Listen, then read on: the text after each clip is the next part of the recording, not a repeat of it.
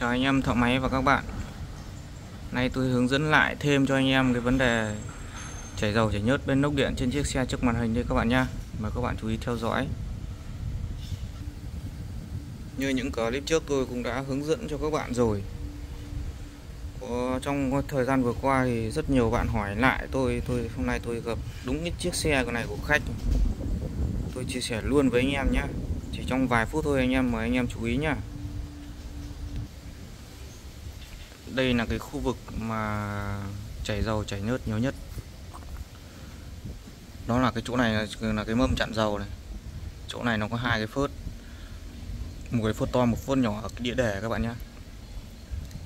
Chỉ tháo ra thay phớt nó rất chi đơn giản, nhưng còn cái phớt nó như thế nào, làm như thế nào để cho nó dầu nó không ra các bạn nhé.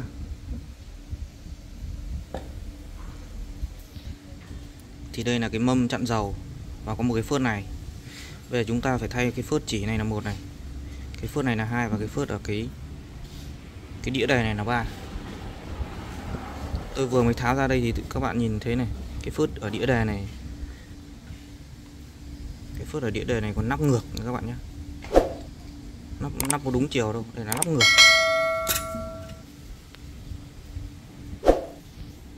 Thì đây là cái phớt ở đĩa đề.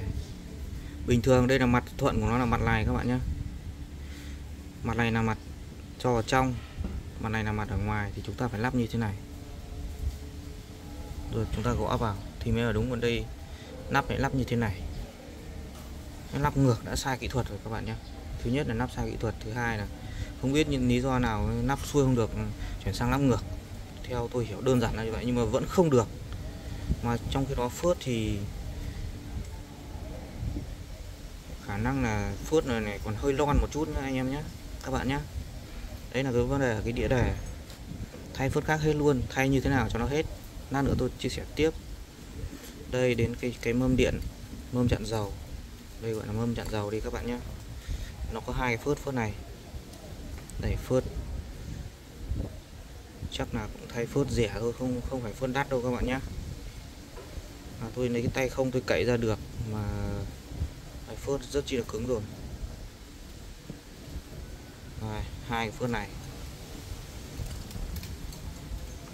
Hai cái phớt này cái tỷ lệ của nó cứng, nó không độ đàn hồi cái mép này các bạn nhá.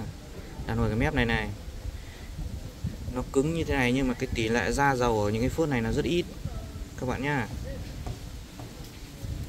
Nó ra dầu ở cái rìa, ở cái mâm này cơ. Ví dụ cái mâm này nắp vào trên xe này rồi như này, đúng chưa ạ? Hai con ốc bắt ok thì nó sẽ ra dầu ở khu vực dưới này, chứ nó không ra ở khu vực trên này các bạn nhé. Dầu nó đọng dưới, nó ra qua dưới này, nó ra qua mép dưới này. Mặc định là khi mà gioăng phớt kém hoặc chúng ta lắp không cân đều thì dầu chắc chắn nó sẽ ra qua này luôn. Xe không cần nổ máy các bạn nhé, chỉ độc chống không, chúng ta đổ dầu độc chống không, dầu vẫn ra bình thường. Và hôm nay tôi sẽ chia sẻ với các bạn cách thay phớt rất chi là nhanh thôi. Tôi chỉ quay và tôi sẽ lắp vào, tôi hướng dẫn cho anh em thôi. Còn những cái nào nó dễ quá tôi không trình bày nữa các bạn nhé. Đây các bạn để ý nhá. Bình thường đây cái phớt cũ của nó là nó như này, nắp vào nó như này đúng chưa ạ?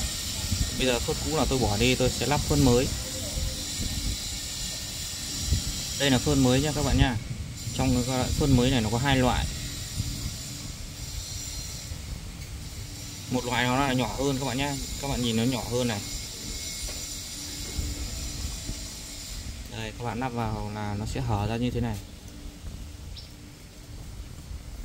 Nó nhỏ hơn. Còn một loại nó là dày hơn các bạn nhé. Dày hơn nên lắp vào nó sẽ kín hơn.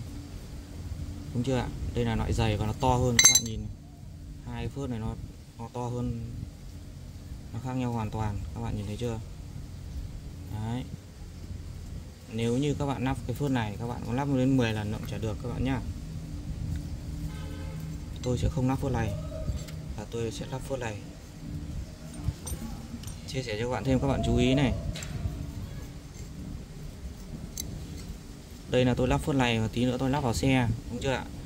Bình thường là cái chỗ này là chỗ rất chi quan trọng, là chỗ này phải bôi keo thì dầu nó mới kín được các bạn nhé. Nhưng hôm nay tôi thay cái phốt này và tôi lắp vào trên xe, tôi sẽ không bôi keo ở chỗ này và bảo hành cho các bạn là không ra dầu nhớt luôn các bạn nhá.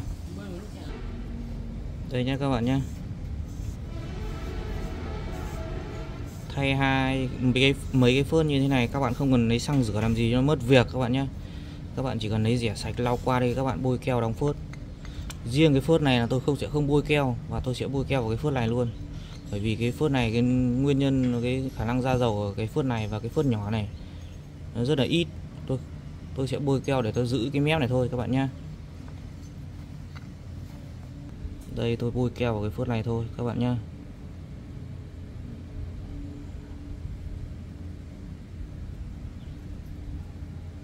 Mà các bạn dùng keo, các bạn phải dùng keo đắt tiền một chút. Các bạn dùng keo rẻ là không được đâu các bạn nhá.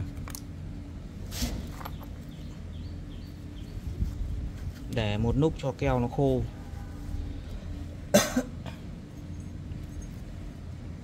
Tiếp theo là đến lượt cái phốt ở cái đĩa đề này các bạn nhé. Cái phốt để đĩa đề này vào đây, thay phốt xịn cho anh em luôn nhé các bạn nhá, hàng xịn luôn đấy.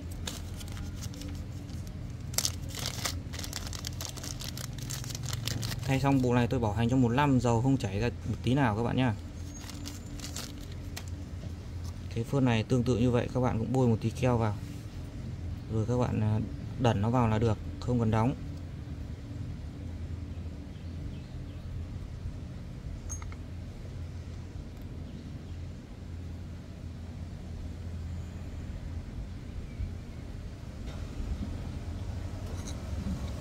Dùng.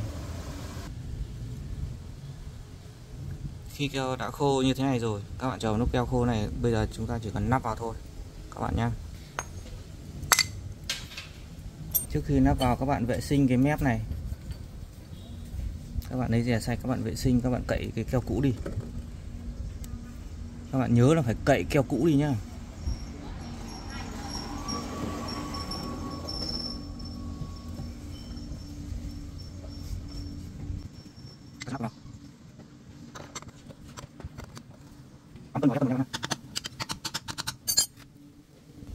Để cho an toàn nhất thì các bạn quấn băng tan vào hai cái bằng con ốc này, vào con ốc này nha các bạn nhé, để cho nó chặn dầu.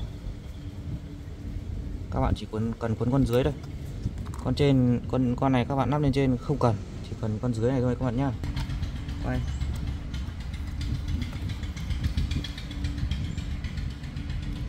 Và các bạn ép đều hai con ốc này vào. Con trên thì không cần bôi gì, không cần bôi gì luôn. Con dưới các bạn chỉ cho tí băng tan vào là được.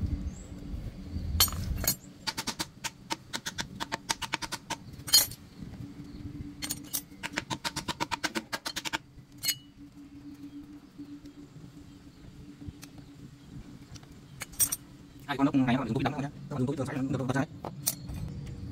Trước khi các bạn dùng tô vít đóng thì các bạn dùng nực của cái tê, các bạn làm trợ lực xoáy căng tay vào. Sau đó các bạn đóng.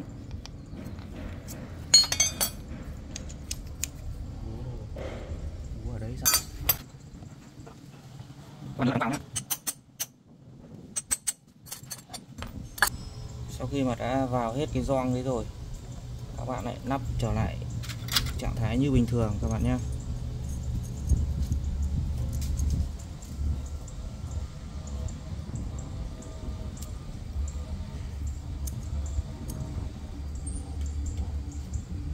Quay gần đây, dí thật gần. Các bạn chú ý cho tôi cái chỗ này nhá, dí quay được gần nữa và gần nữa đấy. Đây các bạn chú ý cho tôi cái chỗ khu vực này, từ đây ra đây. Các bạn để ý cho tôi từ chỗ này ra chỗ này mà nó bị ghẻ cái trục biên. Nếu như cái khoảng cách từ đây ra đây nó bị ghẻ thì các bạn phải bổ máy ra, các bạn thay cái trục này. Nhưng xe này thì ok các bạn nhé. Có rất nhiều xe nó bị ghẻ ở đây, là các bạn có thay 10 lần phớt nó cũng chả được. Nhưng xe này không sao, xe này thì phớt thay chưa đúng cách, nắp sai cho nên nó bị rỉ thôi.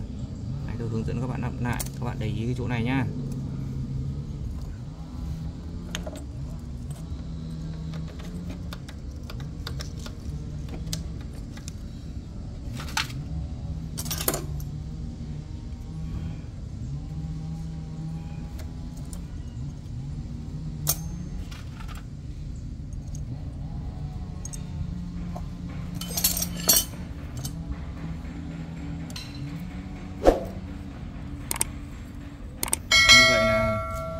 hướng dẫn cho các bạn nào mà chưa vào cái trường hợp này, hoặc vào rồi vẫn chưa được ấy.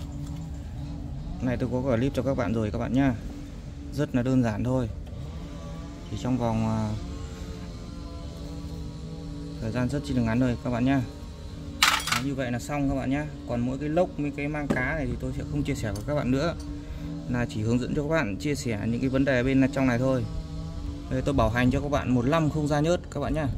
Bảo hành đúng 1 năm luôn, không bao giờ bị chảy nữa. Như vậy vừa rồi tôi chia sẻ cho anh em cách xử lý cái khu vực bên điện của xe Zimway nói chung các bạn nhé. Ra dầu rất chi là khó chịu và rất cụ thể trong video rồi. Bạn nào mà còn thắc mắc gì hãy bình luận bên dưới các bạn nhé. Hẹn gặp lại các bạn ở những clip sau.